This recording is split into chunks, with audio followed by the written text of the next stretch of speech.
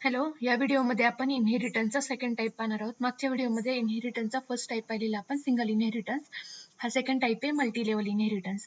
वर्डमध्ये दिलेले आहे multi level म्हणजे काय, मल्टिपल लेवल्स. सिंगल इनहेरिटन्समध्ये एक सिंगल बेस क्लास होता आणि एक सिंगल डिराईव्ह क्लास होता. आता मल्टी लेवल इनहेरिटन्स पाहूया. When a base class is derive into child class, काय सांगितले, बेस क्लास हा derive into child class and which is further derive into next child class, it is also called as a multi level inheritance. म्हणजे काय, base class पासून एक derive class, child class derive करायचा आणि त्या child class पासून अजून एक डिराईव्ह क्लास घ्यायचा, याला काय म्हटलं जातं, मल्टी लेवल इनहेरिटन्स. डायग्राम मध्ये तुम्हाला डिटेल समजेल. पहा, एक बेस क्लास आहे, त्या बेस क्लासचा एक डिराईव्ह क्लास आणि त्या डिराईव्ह क्लासचा अजून एक डिराईव्ह क्लास, म्हणजे हा कुठला झाला, हा सेकंड डिराईव्ह क्लास आहे, याचा हा बेस क्लास झाला.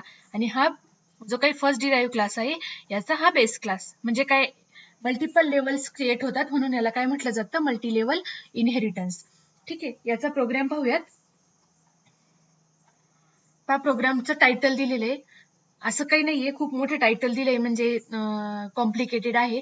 पहिल्यांदा मी आधी सांगितलं तसं सगळ्यांनी टायटल, एक्झामला जरी टायटल आलं तरी तुम्ही काय करायचंय, त्याचं डायग्राम मध्ये कन्वर्जन करायचंय आणि मग प्रोग्राम राईट करायचंय. आता पहिल्यांदा स्टेटमेंट पाहूया, काय स्टेटमेंट दिले पहा. Write a program to calculate percentage of student using multilevel inheritance. काय करायचंय, स्टुडंटचे पर्सेंटेज कॅल्क्युलेट करायचे using multilevel inheritance. The base class function will accept the marks of 3 subject. Base क्लासमध्ये फंक्शन सांगितलेत, कुठले कुठले फंक्शन सांगितलेत, accept the marks of 3 subject. म्हणजे तुमचे तिथं फंक्शन ऑलरेडी सांगितले, ऍक्सेप्ट फंक्शन सांगितले, मग तिथं डेटा मेंबर कुठले कुठले असतील, तुमचे 3 सब्जेक्टचे मार्क्स, हे तुमचे डेटा मेंबर झाले. ठीक आहे, पाहूया. पहिल्यांदा पहा, एक स्टुडंट नावाचा क्लास घेतला, प्रोटेक्टेड ऍक्सेस स्पेसिफायर मध्ये 3 सब्जेक्टचे मार्क्स हा झाले, हे झाले डेटा मेंबर. आणि फंक्शन कुठलं सांगितलंय, ऍक्सेप्ट. ऍक्सेप्ट फंक्शन मध्ये काय करायचे तुम्हाला, 3 सब्जेक्टच्या मार्क्सची, जे काय मार्क्स आहेत ते 3 सब्जेक्टचे मार्क्स ऍक्सेप्ट करायचे युजर कडनं. ठीक आहे, आता पहा, class will be derive from the above mention class. Above mention म्हणजे कुठला, हा स्टुडंट नावाच्या क्लासवरून अजून एक क्लास डिराईव्ह करायचा आहे. That will have two function that will have function to find the total marks obtained.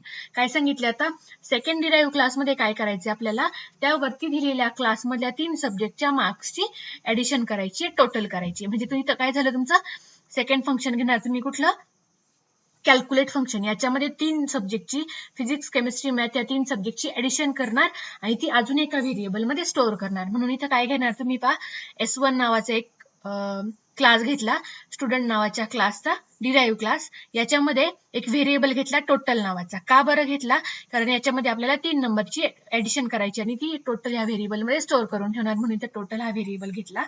आणि फंक्शन घेतलंय कॅल्क्युलेट. कॅल्क्युलेट फंक्शन मध्ये काय करायचं आपल्याला, 3 सब्जेक्टची ऍडिशन करायची. ओके, आता थर्ड पहा, and another class derive from these.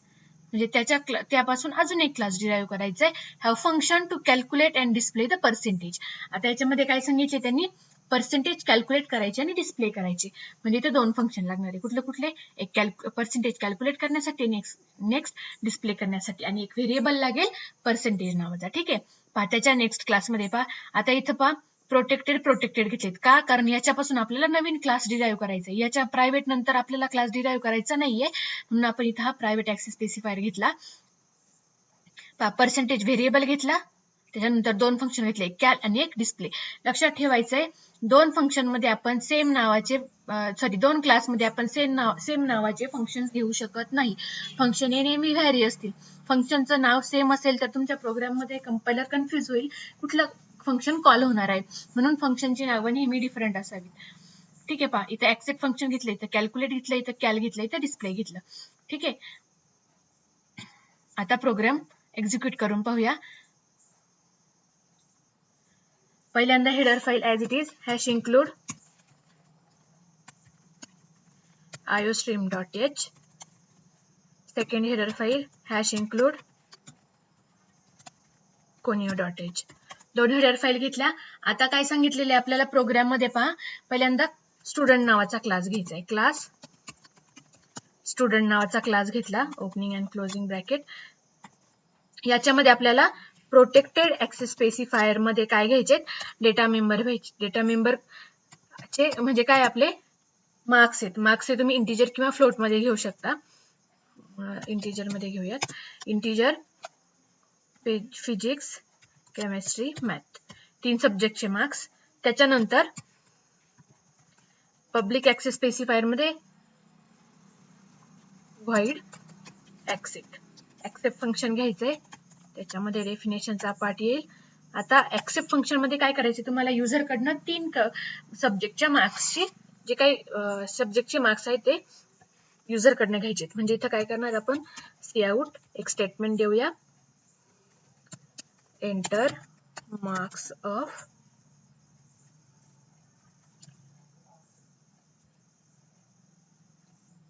Three subject. Okay, किंवा सब्जेक्टची नाव लिहा, फिजिक्स, केमिस्ट्री, मॅथ. हा मेसेज आपण युजरला मेसेज प्रिंट केला. सीन मध्ये आपण काय करतोय, ऍक्सेप्ट करतोय युजर कडनं, फिजिक्स, केमिस्ट्री, मॅथ, 3 सब्जेक्टचे मार्क्स घेतले. Function complete, class complete. आता नेक्स्ट क्लासमध्ये काय करायचे पहा आपल्याला. नेक्स्ट क्लास कुठला घेतला आपण, S1 नावाचा क्लास घेतला. कोलन कुठला डिराईव्ह करतोय, स्टुडंट. म्हणून कसं लिहिणार, visibility mode and base class. ठीक आहे. आता याच्यामध्ये काय करायचे आपल्याला, टोटल करायची. मग पुन्हा प्रोटेक्टेड ऍक्सेस स्पेसिफायर मध्ये एक व्हेरिएबल घेणार आपण, इंटिजर टोटल नावाचा. ठीक आहे. पुन्हा पब्लिक, आता इथं काय करणार आपण, काय करायचंय, टोटल करायची. म्हणजे आपण कुठलं फंक्शन घेतलं होतं, कॅल्क्युलेट, व्हॉइड कॅल्क्युलेट फंक्शन मध्ये काय करायचं आपल्याला, कॅल्क्युलेशन करायचे, फिजिक्स, केमिस्ट्री, मॅथची ऍडिशन. मग इथं काय करणार आपण, या फंक्शन मध्ये total equal to physics plus chemistry plus math, 3 सब्जेक्टची ऍडिशन केली. बस आपल्याला इथे याच्यामध्ये तेवढंच करायचंय. आता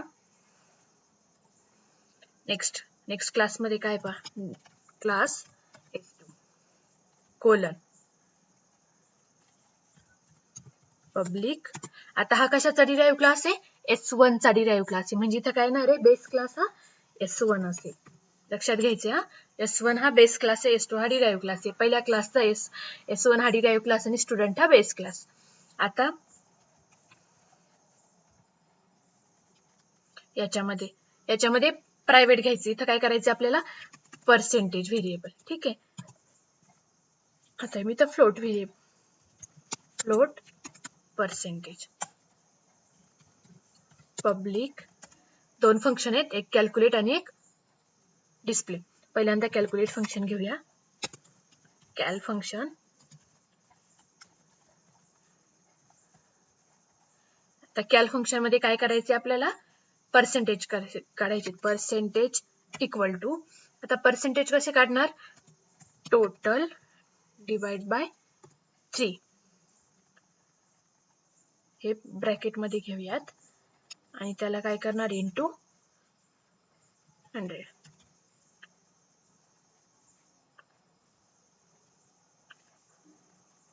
म्हणजे इथं काय होतील, तुमचे पर्सेंटेज येतील.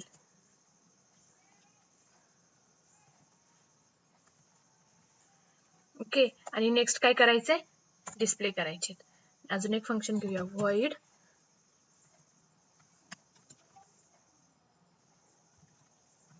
Display function. याच्यामध्ये आपण काय करणार आहोत, एक मेसेज देऊया स्क्रीनवर,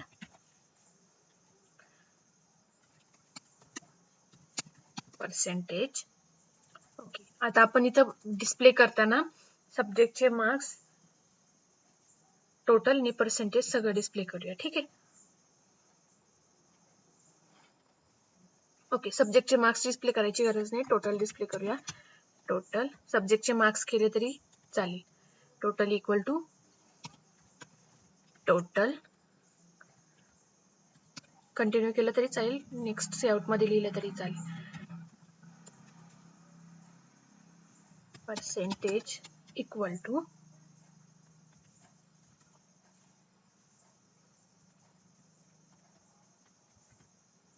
पर्सेंटेज. ठीक आहे, आता हे नेक्स्ट लाईनला घ्यायला आपण काय करूया, इथं एनडीएल देऊया. टोटल आणि पर्सेंटेज डिस्प्ले केले.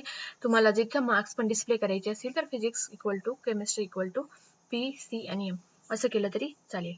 ठीक आहे, मी इथं फक्त टोटल आणि पर्सेंटेज डिस्प्ले करते. आता राहिला मेन फंक्शनचा पार्ट, void main, जिथं आपलं मेन एक्झिक्युशन चालू होतं. पहिल्यांदा स्क्रीन क्लिअर.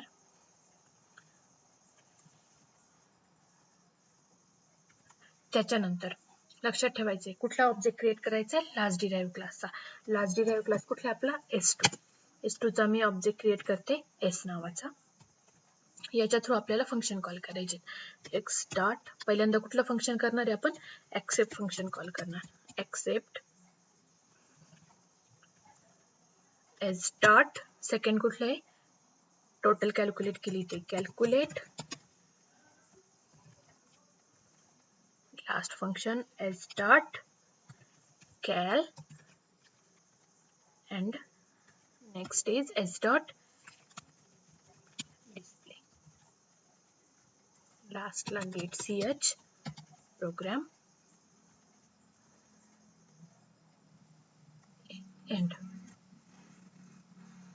आता एक्झिक्युशन होताना पहिलं काय होणार आहे, S डॉट accept ने S डॉट म्हणजे कुठे जाणार तो S2 क्लासमध्ये जाईल, इथं चेक करील एक्सेप्ट फंक्शन आहे का, नसेल तर तो त्याच्या बेस क्लासमध्ये म्हणजे S1 मध्ये जाईल, पुन्हा तिथे चेक करील, तिथेही त्याला ते फंक्शन भेटलं नाही तर पुन्हा तो कुठं जाणार आहे, पहिल्या बेस क्लासमध्ये, आणि तिथं फंक्शन चेक करणार आणि नंतर ते एक्झिक्यूट करणार. सेव्ह करते मी. मल्टीलेवल 1.cpp कंपाइल करूया. कंपाइल. ओके, कंपाइल झालंय. Run. Okay, enter marks of physics chemistry math. Me marks put करते, सपोज 87, 79, 64. टोटल आली 230. Percentage okay, percentage something wrong.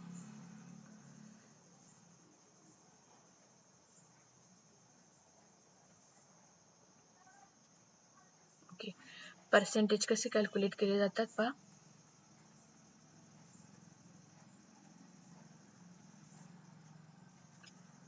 Percentage 3 नाही येणार, 300 येईल, किंवा मग डायरेक्टली तुम्ही 3 घेतला आणि 100 काढून टाकला तरी चालेल. 300. ना कंपाइल, रन. मार्क्स पुट करते मी 78, 98, 65. ओ,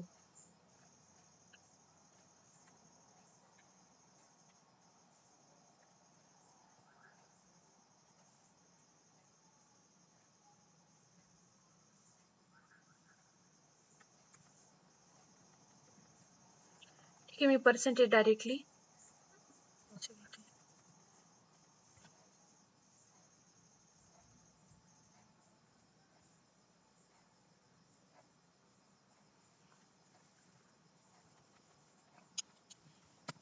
total divided by 300 into 100. पाहूया. Run. 65, 78, 87. Something wrong. Compile.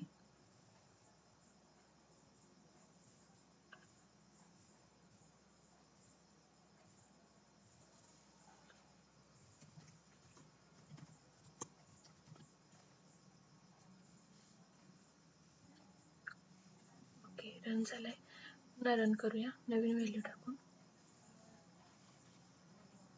ठीक आहे, रन झालेला आहे. तुम्ही पर्सेंटेजचा हा फॉर्म्युला टाकला तरी चालेल. पुन्हा रन करून पाहावं तर. थँक्यू.